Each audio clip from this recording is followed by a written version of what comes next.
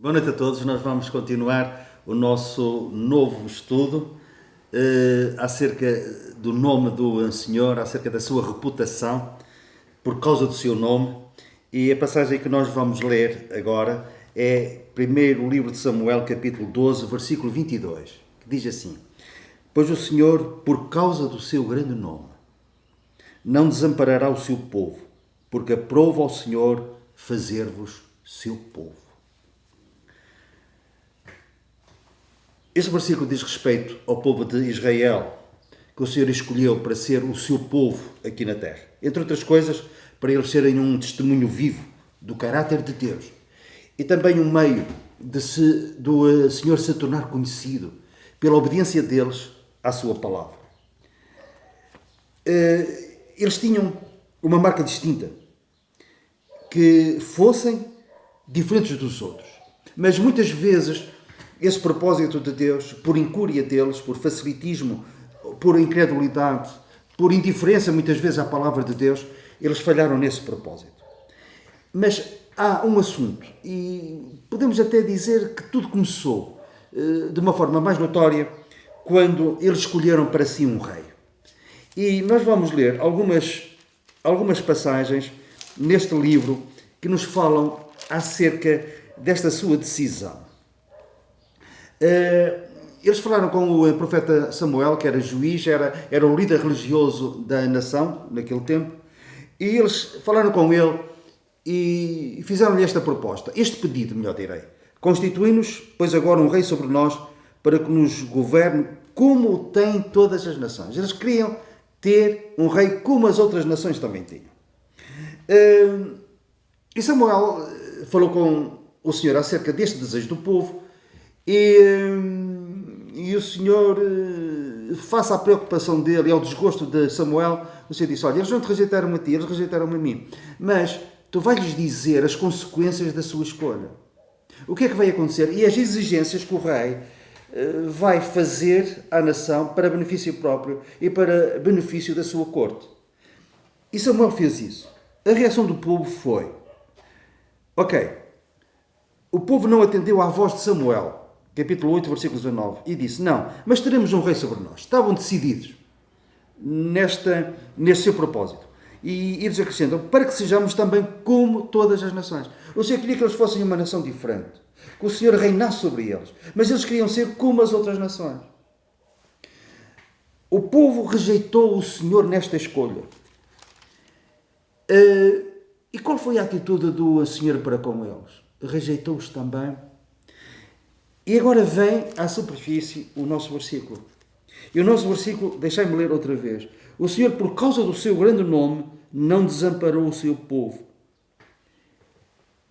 Era legítimo para o Senhor retaliar, ou a consequência de eles terem rejeitado o Senhor, era o Senhor também os ter rejeitado. Mas o Senhor não os desamparou, não os rejeitou. Porquê? Por causa do seu nome. Por causa do seu nome.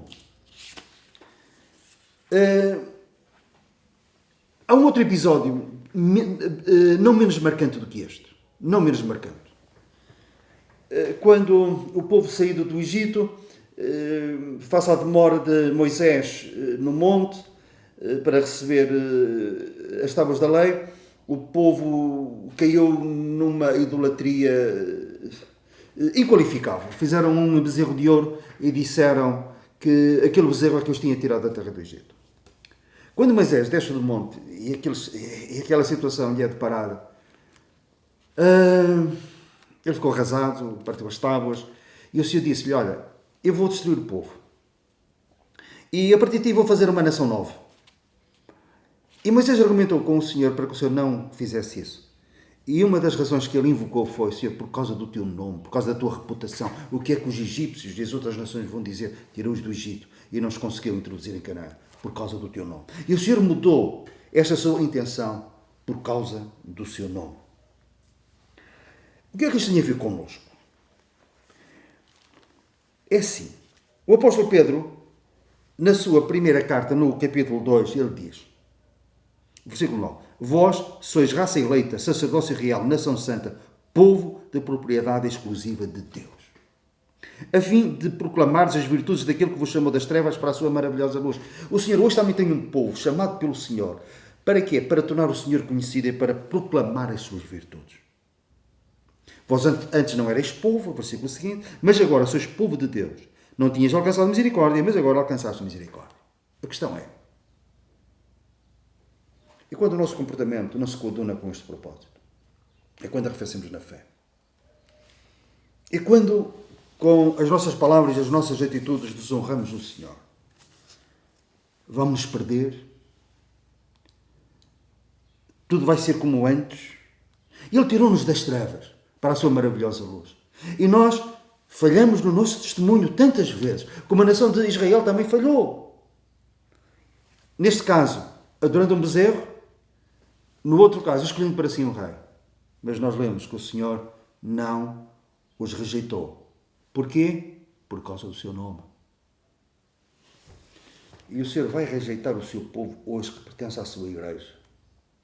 Que passaram por uma experiência de novo nascimento. Apesar de uma aparente apostasia, passados uns tempos mais ou menos. Até um mau testemunho. Mas se eles nasceram verdadeiramente de novo, se houve festa nos céus diante dos anjos porque eles se arrependeram, houve celebração, houve uma comemoração de alguém que estava perdido e foi achado. Que estava morto e reviveu. E depois vai-se anunciar no céu que afinal aquele pelo qual tinham celebrado, agora estava outra vez nas garras do inimigo, tinha voltado às trevas. Não creio. Não creio. Até porque a palavra de Deus diz que o Senhor pode salvar perfeitamente todo aquele que por ele chega a Deus. Outras versões dizem que ele pode salvar totalmente. Outras, completamente. Outras, uma vez por todas. E ainda, algumas versões deste versículo dizem que ele pode salvar definitivamente todo aquele que por ele chega a Deus. Glória a Deus. Aleluia.